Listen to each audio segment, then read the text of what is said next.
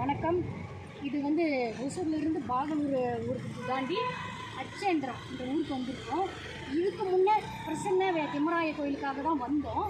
அங்கே வரும்போது அதோட ஸ்தல வரலாறு வந்து அவர் சொன்னார், அர்ச்சகர் சொன்னார்.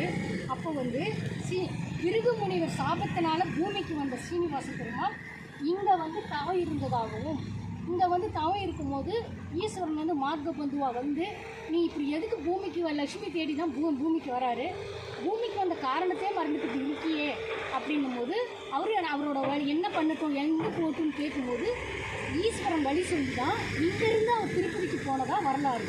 அதனால் இந்த கோயில் வந்து அரசோட இதுலேயும் இருக்குது. இன்னும் இந்த கோயிலை சீர்படுத்துகிற முன்னெடுப்பு இருக்காங்க.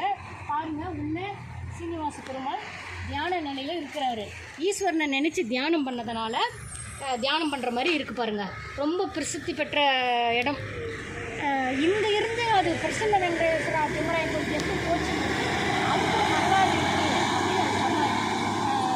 அவ்வளோ சிறப்பு பெற்ற இடம் பாருங்கள், எப்படி சீர்குலைஞ்சிருக்குது. சுற்றுலாத்துறையை மேம்படுத்தினாவே, ஆன்மீக ரீதியாக சுற்றுலாத்துறையை மேம்படுத்தினாவே ரொம்ப சிறப்பான முன்னேற்றத்தில் வருமானமும் வரும், நம்ம ஜனங்களுக்கு ஒரு ஆன்மீக ரீதியாக வரும் அப்படின்னு நான் வேண்டி கேட்டுக்கொள்கிறேன்.